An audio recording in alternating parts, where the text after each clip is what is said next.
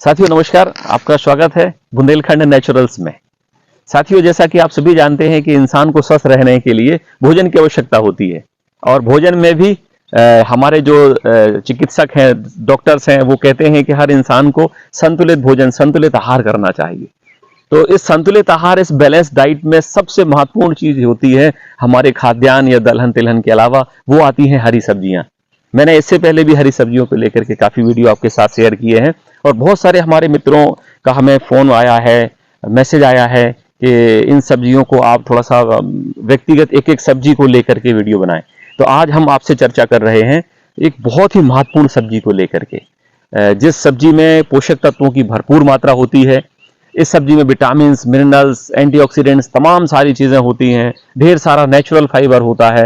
ये एक दलहनी फसल है, इसे हम लोबिया के नाम से जानते हैं। इसे हम काऊ पी भी कहते हैं अंग्रेजी में, बीन्स के नाम से भी आप इसे जानते हो, और हम बुंदेलखंडी इसे बरबटी के नाम से जानते हैं।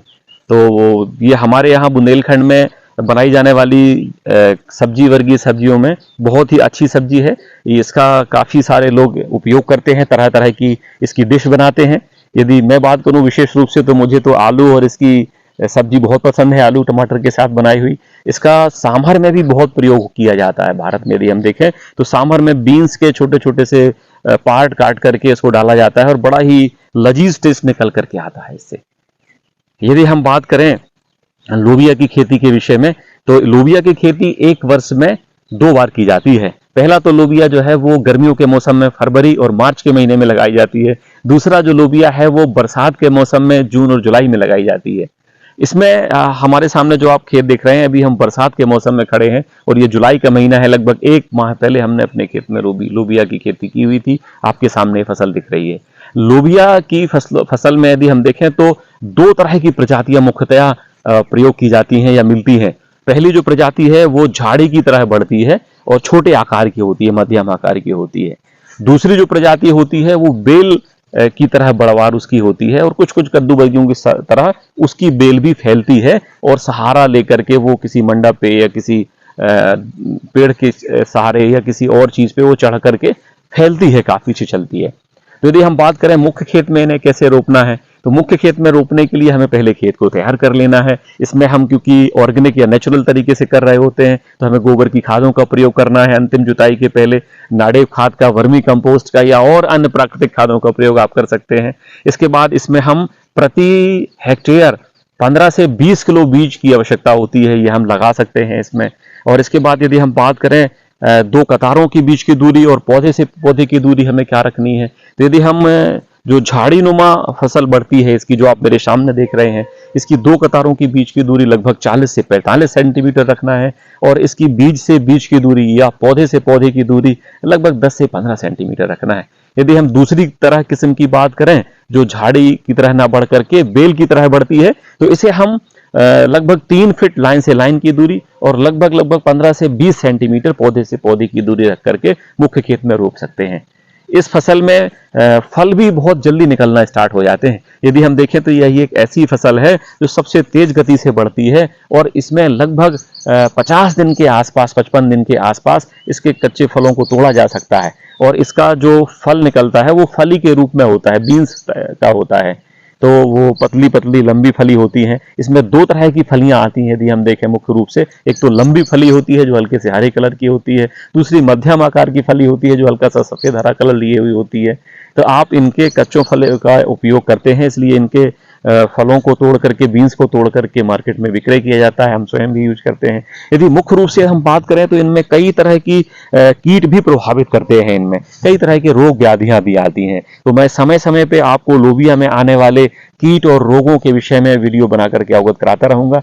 लेकिन मेरा ऐसा व्यक्तिगत अनुभव है, मेरा ऐसा मानना है, जब भी आप सब्जी की फसलें लगाएं या कोई फसलें लगाएं तो उस फसल का पूरा एक चार्ट तैयार कर लें कि उस फसल में हमें किस समय कौन से प्राकृतिक कीटनाशी का, प्राकृतिक रोग रक्षक का प्रयोग करना है। क्योंकि एक बार रोग आने के बाद उस रोग को कंट्रोल करना बड़ा मुश्किल हो जाता है। लेकिन रोग आने के पहले ही, कीट आने के पहले ही हम कुछ ऐसे प्रयास करें जिससे वो कीट हमारे खेतों में ना लगे, जिससे वो रोग हमारे खेतों में ना लगे। तो यदि मैं बात करूं लोबिया में, तो हम सबसे पहले लगभग 20 से 30 दिन की अवस्था में इसमें एक स्प्रे हम मट्ठे का कर सकते हैं या हम नेबोली एक्सट्रैक्ट का एक स्प्रे कर सकते हैं। इसके पश्चात हम पुनः 15 से 20 दिन के बाद एक स्प्रे पुनः हम मल्टीपल लीफ एक्सट्रैक्ट का निकाल करके इस पे स्प्रे कर सकते हैं। तो हम देखेंगे कि हमारे खेत में कीट कम मात्रा में आएंगे तुलनात्मक दृष्टि से।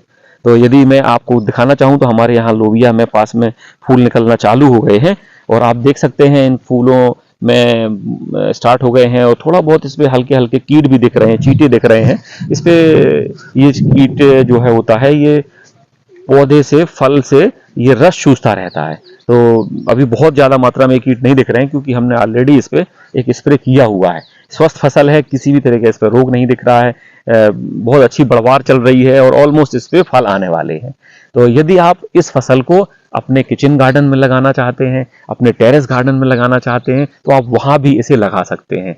इस तरीके से हम अपने खेत में, अपने किचन गार्डन में, अपने बैकयार्ड में पड़ी हुई भूमि पे या अपने टेरेस गार्डन में आप सभी साथी ये सब्जियों का प्रयोग उगा करके अपने कर सकते हैं। और इसके साथ साथ विभिन्न तरह की सब्जियों का समायोजन भी आप अपने किचन गार्डन में कर सकते हैं, जिससे आपको, आपके परिवार को जहर मुक्त, केमिकल फ्री सब्जियां मिल पाएंगी। ये सब्जियां यदि केमिकल फ्री रहेंगी तो आपको ये सब्जी खाने से औषधियों के बराबर खाने का लाभ मिलेगा, फायदा मिलेगा। आप हेल्दी रहेंगे, स्वस्थ रहेंगे, आपका परिवार स्वस्थ रहेगा, आप खुद समृद्ध रहेंगे। यदि आप बाजार से ये सब्जियां खरीद करके खाते हैं तो निश्चित तौर पर इन सब्जियों में खूब केमिकल्स डाले जाते हैं, खूब जहरीले रसायन डाले जाते हैं। मैंने पहले भी आपके साथ साझा किया, अभी पुनः मैं एक बार बताना चाहूंगा कि भारत सरकार ने कुछ केमिकल्स हैं जिनको बैन कर रखा है सब्जियों पे डालना। उनका वेटिंग पीरियड अधिक लंबा है, लेकिन दुर्भाग्य है कि हमारे कई सारे किसान इन केमिकल्स को इस्तेमाल करते हैं अपनी फसलों में और उस वेटिंग पीरियड के पहले ही वो तोड़ करके बाजार में बेचते हैं। तो कृपया कर आप स्वयं अपनी सब्जियां उगाएं, अपने टेरेस गार्डन में, अपने बैकयार्ड में, किचन में, अपने परिवार को खिलाएं, स्वयं स्वस्थ रहें, देश को समृद्ध बनाएं। धन्यवाद। जय हिंद, जय बुंदेलखंड।